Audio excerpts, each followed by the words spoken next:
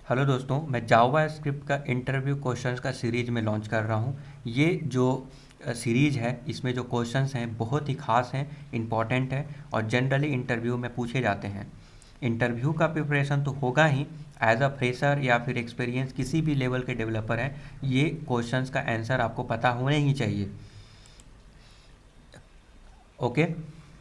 इसके अलावा जब आप किसी भी प्रोजेक्ट में काम कर रहे हैं तो ये जो स्किल है, जो इस टाइप के एनालिटिकल क्वेश्चंस को और थोड़ा ट्रिकी इंटरव्यू क्वेश्चंस को अगर आप सोल्व किए रहेंगे तो डेफिनेटली आपके माइंड में ऐसा चीज़ें स्ट्राइक करेगा। आपका जो एक्सपीरियंस है इसको सोल्व करने का, वो स्ट्राइक करेगा और आप बड़े आसानी से किसी भी प्रॉब्लम को सोल्व कर सकते हैं। तो चलिए, क्योंकि जनरली जब आप कोड करते हैं तो इसी टाइप के सिनारियो को फेस करना पड़ता है।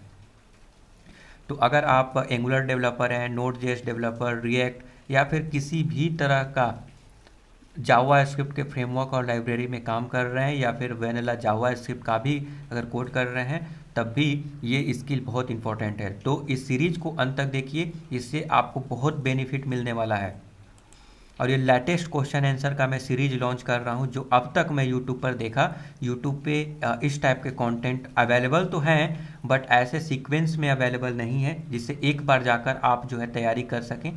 तो इसीलिए मैं सीरीज में लॉन्च कर रहा हूँ, एक एक करके वीडियोस आएंगे और इस प्लेलिस्ट को आपको अंत तक देखना बहुत ज़रूरी है अगर आप किसी भी इंटरव्यू का प्रिपरेशन कर रहे हैं और क्रैक करना चाहते हैं तो ये हमारा बेसिक जावा HTML का कोड स्निपेट है और यहाँ पे एक स्क्रिप्ट टैग के अंदर एक्सटर्नल जावा स्क्रिप्ट मैं यूज कर रहा हूँ और इसी में हमारा कोड होगा और इसका आउटपुट मुझे कंसोल में दिखेगा, क्योंकि हम कंसोल लॉग करके उसके आउटपुट को चेक करेंगे।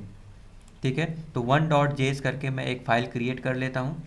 तो let's say new file and मैं आपको बता दूँ कि आपको इस जगह पे सिलेक्ट लैंग्वेज करना है। अगर आप VS कोड कर रहे हैं, VS कोड यूज करते हैं तो, या फिर पता है तो अच्छी बात है। और यहाँ पे मैं जावा स्क्रिप्ट सेलेक्ट कर लेता हूँ। ठीक है, अब मैं यहाँ पे कुछ टाइप करूँगा और उसका आउटपुट आपको बताना है। तो हमारा प्रॉब्लम क्या है? प्रॉब्लम मीन्स जावा स्क्रिप्ट का प्रॉब्लम जिसका आप सोल्व करेंगे, उसका आउटपुट पता करेंगे। वो इस प्रकार होगा कि मैं एक फंक्शन डिक्लेयर कर रहा हूँ। ठीक है, एक फंक्शन है और मैं यहाँ पे कंसोल लॉक कर रहा हूँ। बहुत ही बेसिक से मैं स्टार्ट करता हूँ, धीरे धीरे करके डीप में भी जाएंगे। हालांकि ऐसा कोई सीक्वेंस नहीं है कि इजी से एकदम डीप में जा रहे हैं, वैसा कुछ भी नहीं है, रैंडम सीक्वेंस है। ओके, मैं एक वेरिएबल ले लेता हूँ ए। वेरिएबल ए का वैल्यू यहाँ पे प्रिंट कराऊंगा और लेट से लेट कीवर्ड के थ्रू, मैं यहाँ पे लेट यूज करता हूँ। लेट कीवर्ड के थ्रू ए का वैल्यू यहाँ पे कर देता हूँ 10 एंड वार कीवर्ड के थ्रू बी का वैल्यू कर देता हूँ 20। राइट, फंक्शन का नेम भी होना चाहिए, तो XYZ मैं नेम दे देता हूँ। नाउ इसको मैं सेव कर देता हूँ, तो इसका हम 1.js करके मैं सेव कर दिया और मेन जो हमारा index.html है वहाँ पे 1.js है। It's absolutely right. देन अभी हम मुझे क्या करना है, यहाँ पर एक और मैं कंसोल लॉग करने जा रहा हूँ, console.log, और यहाँ पे मैं कर दूंगा b। अब मुझे आपको इसका आउटपुट बताना है कि जब मैं इस वेरिएबल, इस फंक्शंस को इन्वोक करूँगा तो इसका आउटपुट क्या आएगा। तो आप क्विकली मुझे इसका आउटपुट कमेंट बॉक्स में बताइए। ओके, आई होप कि आपने कमेंट कर लिया होगा वीडियो को पॉज करके। नाउ इसका हम आंसर की ओर आगे बढ़ते हैं। तो यहाँ पे जो कंसोल लॉग ए है, ए का वैल्यू क्या आएगा यहाँ पर, लेट कीवर्ड के थ्रू। याद रखिए यहाँ पे लेट कीवर्ड के थ्रू जो है ये डिक्लेयर किया गया है। इसका मतलब क्या है, लेट कीवर्ड के थ्रू किया गया है और ये बाहर कीवर्ड के थ्रू किया गया है और बिफोर इनिशियलाइजेशन हम इसको यूज कर रहे हैं, इसको कॉल कर रहे हैं, एक्सेस कर रहे हैं। तो इसका वैल्यू क्या होना चाहिए, चलिए मैं बता देता हूँ। सबसे पहले वार में आते हैं। तो जावा स्क्रिप्ट का कोड एग्जीक्यूट होता है, उससे पहले एग्जीक्यूशन कॉन्टेक्स्ट क्रिएट होता है। आपको पता होना चाहिए, ये बहुत ही बेसिक है। आई होप कि आपको ये तो मालूम ही होगा। राइट, तो ये फंक्शंस एग्जीक्यूशन कॉन्टेक्स्ट क्रिएट हुआ क्योंकि दो टाइप का एग्जीक्यूशन कॉन्टेक्स्ट होता है। ग्लोबल एक फंक्शन, मतलब with in the functions for the functions अगर कोई एग्जीक्यूशन कॉन्टेक्स्ट क्रिएट होगा तो उसको हम फंक्शनल एग्जीक्यूशन कॉन्टेक्स्ट बोलेंगे। तो जब कभी भी हम फंक्शन इन्वोक करते हैं तो हमारा क्या होगा कि लाइन बाय लाइन एग्जीक्यूट होने से पहले सबसे पहले पार्सिंग होगा। पार्सिंग में क्या होगा कि कोड को स्कैन करेगा लाइन बाय लाइन, और स्कैन करने के बाद फाइंड आउट करेगा वेरिएबल और मेथड इसके अंदर है कि नहीं है। अगर इसके अंदर कोई वेरिएबल मिल गया तो उसका इनिशियल वैल्यू अनडिफाइंड स्टोर करेगा। अगर var कीवर्ड के थ्रू अगर डिक्लेयर किया गया है तो ठीक है अनडिफाइंड स्टोर करेगा और फंक्शंस का डिटेल स्टोर करेगा। ठीक है, नाउ ये तो समझ गए। तो यहाँ पे जब स्कैन किया तो स्कैन में पहला लाइन का कोड मिला, ये तो वेरिएबल नहीं है, कुछ भी नहीं किया, ये तो कोड एग्जीक्यूट होगा। दूसरा अलग अगला लाइन गया, पार्सिंग में बता रहा हूँ, पार्सिंग में, और इसमें मेमोरी क्रिएशन फेज भी बोलते हैं इसको। Memory creation phase it means कि पार्सिंग होगा तो मेमोरी क्रिएट होगा। ठीक है, उस मेमोरी में उसका वैल्यू, इनिशियल वैल्यू जो है ए का वैल्यू, पहला लाइन में कुछ भी नहीं मिला, वेरिएबल नहीं मिला, दूसरे लाइन में नहीं मिला, तीसरे लाइन में तो मिला राइट, लेकिन लेट कीवर्ड के थ्रू।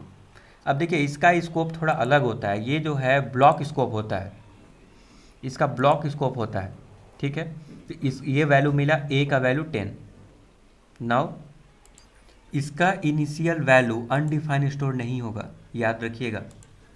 ठीक है, अगला लाइन गया वैर कीवर्ड के थ्रू स्टोर हुआ है, वेरिएबल डिक्लेयर किया गया है, तो इनिशियल वैल्यू अनडिफाइंड स्टोर होगा। उसके बाद लाइन बाय लाइन कोड का एग्जीक्यूशन स्टार्ट होगा।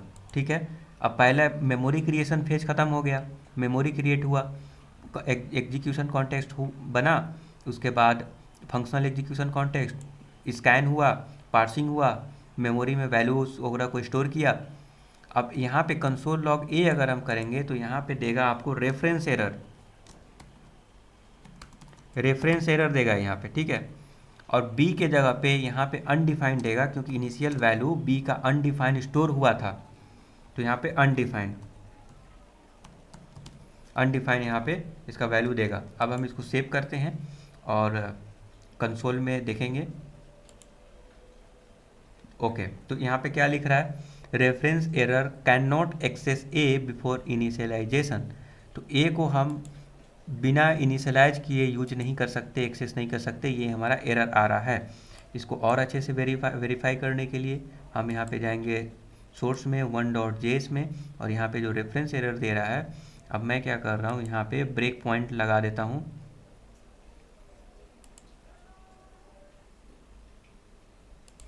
और यहाँ पे देखिए जो मेमोरी क्रिएट हुआ, लोकल मेमोरी जिसको बोलते हैं, अब ये देखिए फंक्शनल एग्जीक्यूशन कॉन्टेक्स्ट को हम लोग लोकल मेमोरी भी बोलते हैं, तो ये हमारा लोकल है। ए का वैल्यू अनडिफाइंड है, दिस का तो यहाँ पे स्कोप रहता ही है, दिस का विंडोज़ ऑब्जेक्ट को यूज कर सकते हैं। अभी देखिए कॉल स्टैक में XYZ ये फंक्शंस यहाँ पे है, ये एग्जीक्यूट हो रहा है और यहाँ पे ब्रेक पॉइंट लगाया गया है। ठीक है, तो यहाँ पे इनिशियल वैल्यू तो अनडिफाइंड ज़रूर है दोनों का, बट यहाँ पे जो है इसमें वार के साथ, लेट के साथ क्या प्रॉब्लम है कि इसको इनिशियलाइज किए बिना हम यूज नहीं कर सकते। तो हम इसको यहाँ पे लाइन लाते हैं और इसको यहाँ पे रिज्यूम करते हैं। देख ए यहाँ पे अनडिफाइंड तो आया, बट तो यहाँ पे कुछ इस प्रकार से uncaught reference error can not access a before initialization का इशूज आएगा इस केस में। सो इसका आउटपुट आपको आई होप कि पता चल गया होगा। रेफरेंस एरर अगर हम इसको ऊपर कर लिखेंगे तो अनडिफाइंड इसका वैल्यू आएगा विथ रेफरेंस एरर। तो इस टाइप के क्वेश्चंस आपको इंटरव्यू में जनरली आते हैं, तो आप इसका प्रिपेयर अच्छे से कीजिए। और नेक्स्ट वीडियो में मैं और भी आगे बहुत ही बेहतरीन क्वेश्चंस मैं आपके लिए लाता रहूँगा।